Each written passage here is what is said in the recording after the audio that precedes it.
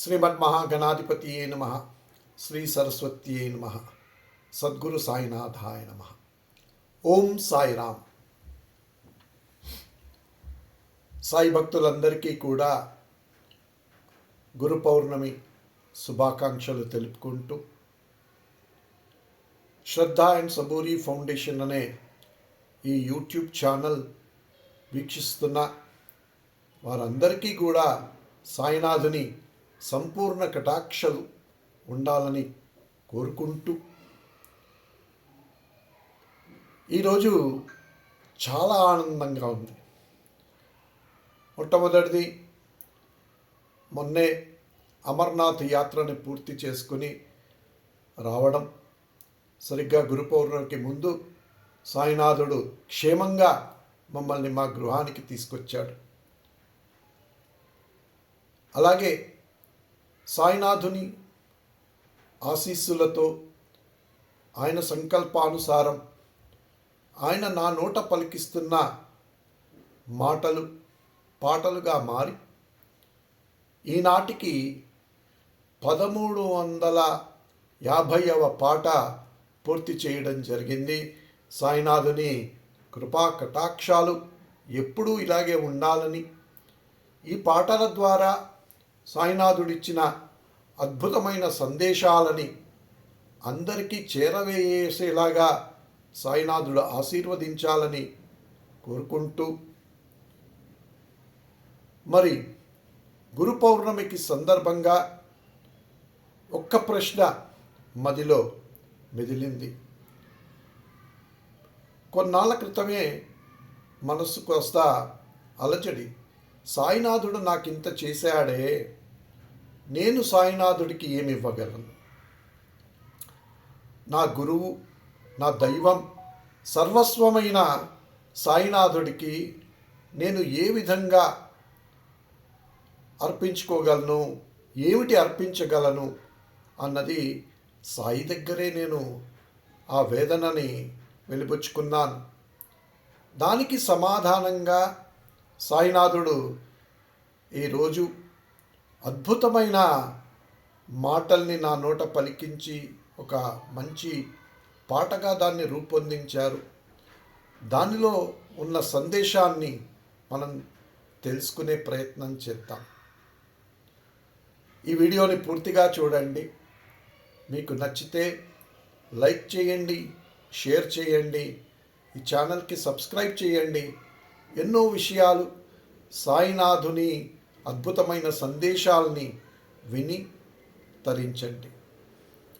మరి ఈనాటి ఈ సందేశాన్ని చూసినట్టయితే, 2 రోజుల క్రితం వేచి ఉండమన్నావు సాయి, ఊరకుండమన్నావు సాయి అని నా నోట పలికించాడు. అంటే ఆయన మనల్ని వేచి ఉండమన్నాడు, ఊరకనే ఉండమన్నాడు. ఇది సాయి భక్తులు అలవాటు చేసుకోవలసింది. ఏ విషయమైనా, ఏ ప్రస్తావనమైనా మన ముందు ఉన్నప్పుడు దాన్ని మనం సుఖమైన దుఃఖమైన ఎట్టి పరిస్థితుల్లో అయినా వేచి ఉండడం, అలాగే ఊరకనే ఉండడం, కామ్నెస్, ఇది సాయిబాబా మనకి చెప్పిన ముఖ్యమైన విషయం. ఇలాంటి జ్ఞానామృతమైన బోధన సాయి చేశాడు.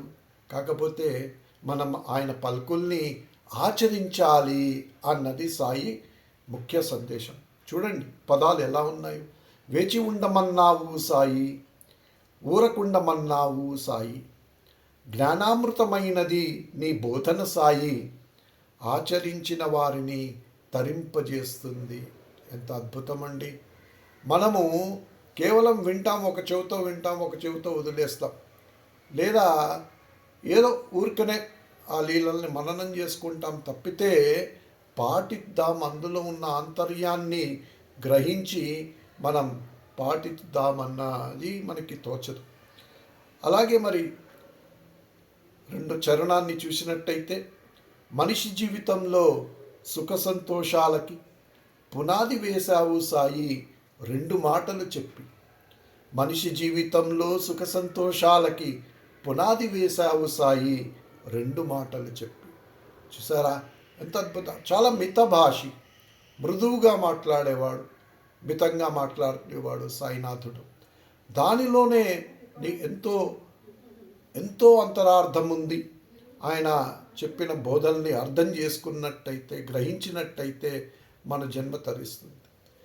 మొత్తం సచ్చరిత్ర కూడా అక్కర్లేదు, అందులో కొన్ని పదాలని తీసుకుని మనం ముఖ్యంగా శ్రద్ధా సబూరి అంటే మనం అర్థం చేసుకున్నట్టయితే చాలు.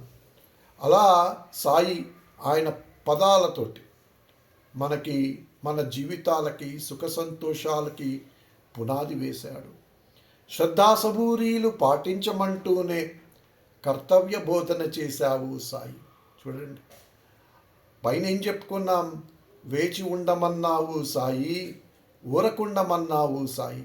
అలా అని చెప్పి చేతులు కట్టుకొని ఏ పని చేయకుండా ఉంటే మన లక్ష్యం నెరవేరేనా? అది కాదు కావాల్సింది.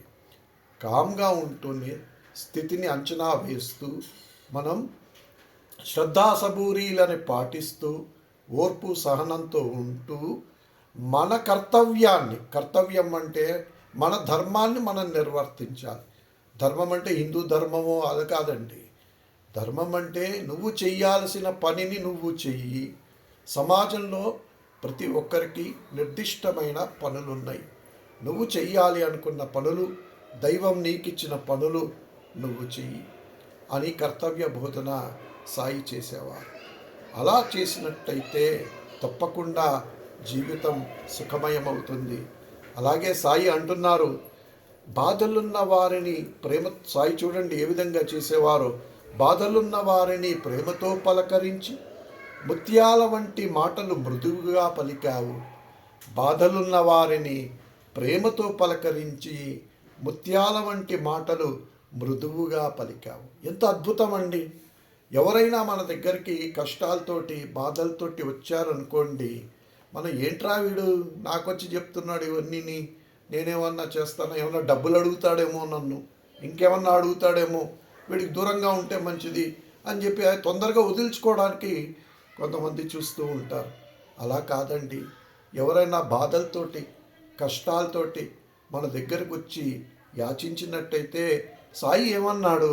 నీ దగ్గర ఉంటే ఇవ్వు, లేకపోతే ఒక నమస్కారం పెట్టి నేను ఇవ్వలేను అని చెప్పు అన్నాడు. అంతేకాని వాళ్ళని చిదరించుకోవడం, తిట్టడం అన్నది భావ్యం కాదు అని చెప్పాడు.